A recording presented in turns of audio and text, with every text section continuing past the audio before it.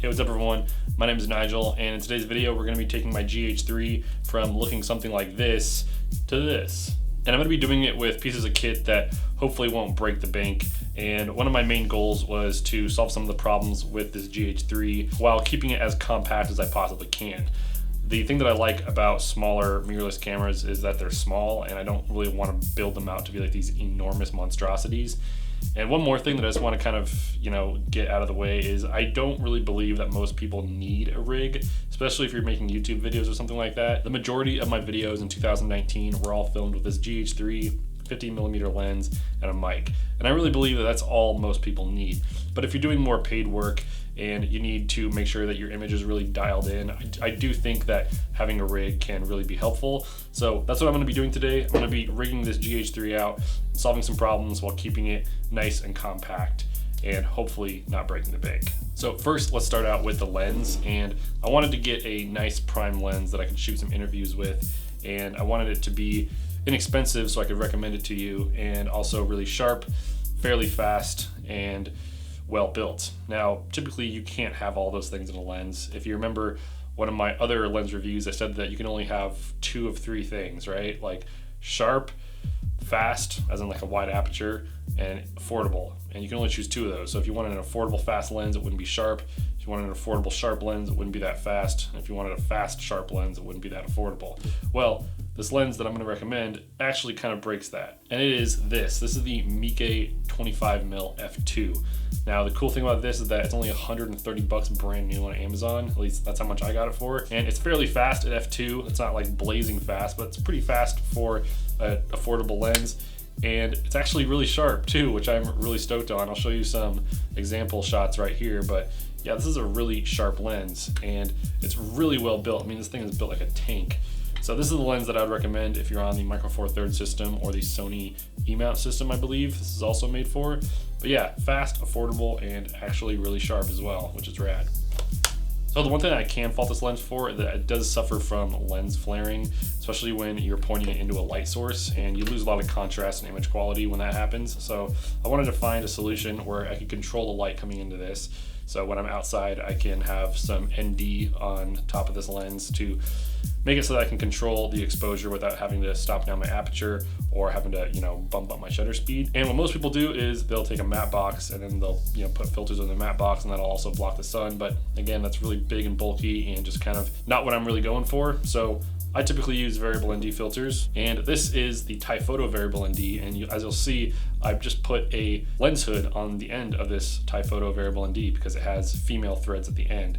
What I like about these Tyfoto ones, and there's a few other variable NDs that do this too, but it has hard stops at minimum and maximum ND, so you're not going to get that X pattern when you're trying to control your exposure. So yeah, this is a really cheap lens hood, and I put it on the end of my Tyfoto ND and screw it onto the end of the lens.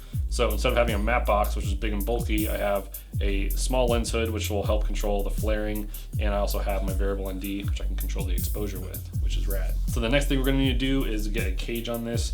This is the Panasonic GH3, so it's kind of an older camera, and a lot of the newer cheap companies like Camvate or Fotirig that you see on Amazon, they don't make cages specifically for the GH3 and GH4 because these are such older cameras. But if you have a newer camera, definitely check on Amazon. There's probably some pretty cheap cages by Fotirig or Camvate or something like that. But the cage that I went with was one by Smallrig. Now Smallrig is still pretty affordable, but their stuff is usually just a little bit more expensive than the ultra cheap offerings from Fotirig or Camvate.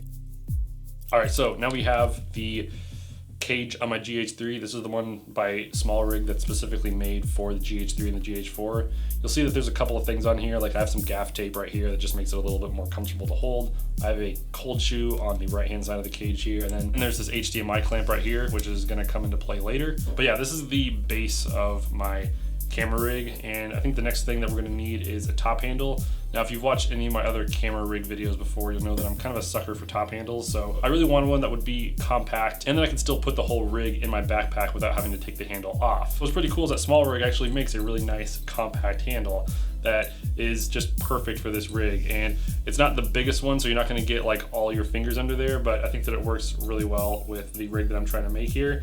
And yeah, it's not super cheap. It's like 40 bucks, which is kind of expensive for what it is, but I think that the space that it saves actually makes it worth it. So I'm just gonna attach this onto the top of my cage. And boom, we got a nice top handle onto this cage. And top handle is really great for just toting your camera around or getting nice low angles. But as I said, this handle in particular, it only has enough room for maybe 3 fingers, but this next piece of kit is gonna solve that problem as well. So one of the things about rigging out my GH3 is that I wanna solve some of the problems that this GH3 has. And one of the problems that it has is that it doesn't have a lot of assist features that I would like focus peaking or false color.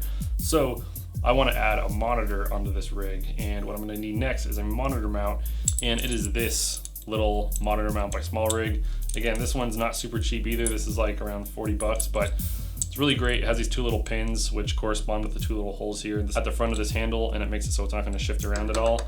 And you can just screw it in with your thumb, and boom, now I got a monitor mount connected right onto my handle. And like I said, it actually provides an extra place for me to put my last finger when I'm holding it, so gives it a little more ergonomics when I'm holding my camera rig. So now let's talk about the monitor. Now there are a bunch of monitors on the market that you could choose from, but I wanted one that was gonna be nice and compact. And there are a lot of small monitors, but what a lot of them kind of have is those big battery plates on the back, which even though they're small in dimensions, they're kind of thick, and I really didn't want one like that. So I decided to go with this Lilliput A5. And as you can see, it's a really nice small monitor.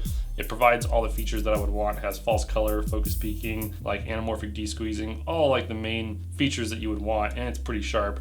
But it also doesn't have that annoying huge battery plate that sticks out. The battery plate is nice and slim, and it takes Sony MPF or Canon LPE6 batteries. And another cool thing about this little monitor is that it's only about 100 bucks on eBay. You can find another version of this monitor by eYoYo. I think it's the eYoYo A5 as well. It's only about 100 bucks, maybe 130. So definitely recommend this. Adds a lot of really good features, and it's pretty cheap. So now as you can see, the rig is really starting to come together a lot more. We got our monitor here, which is gonna add all the assist features that I want. We got my top handle. Next thing we're gonna obviously need is an HDMI cable for my monitor.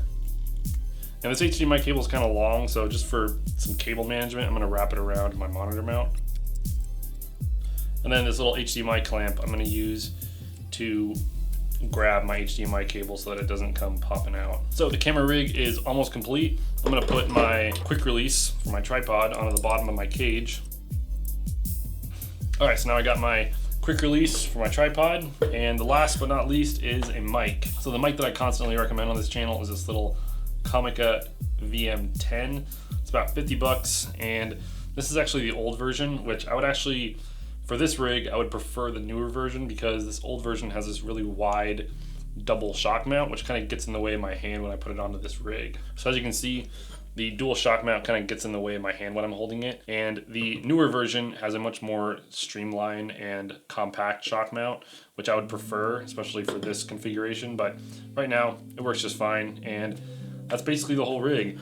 It has my mic, get some good audio in there. I have my monitor so I can dial in my exposure and my focus. I have a pretty good lens, which also is really cheap. I got my variable ND to control my exposure. I got the lens hood to control some sun flares. I could easily go and shoot a short film or a paid gig with this rig, and I would feel totally comfortable doing so. And this whole rig really didn't cost me that much. I mean, I have a really cheap camera, cheap lens, and then all the pieces, put together are really not going to break the bank when you really think about it, especially in comparison to what a lot of other creators use. So yeah, this is my little Panasonic GH3 rig, and I'm pretty stoked with how it turned out. I think it solved all the problems that I had with the Panasonic GH3. But yeah, that's really all I have for you today. There's obviously going to be links in the description to every piece of kit that I used to rig out my GH3. There's also a bunch of other links to a bunch of other gear that I use and recommend. As always, there's videos and playlists right here that you can check out. Thank you so much for stopping by, and I will see you all next time. Later.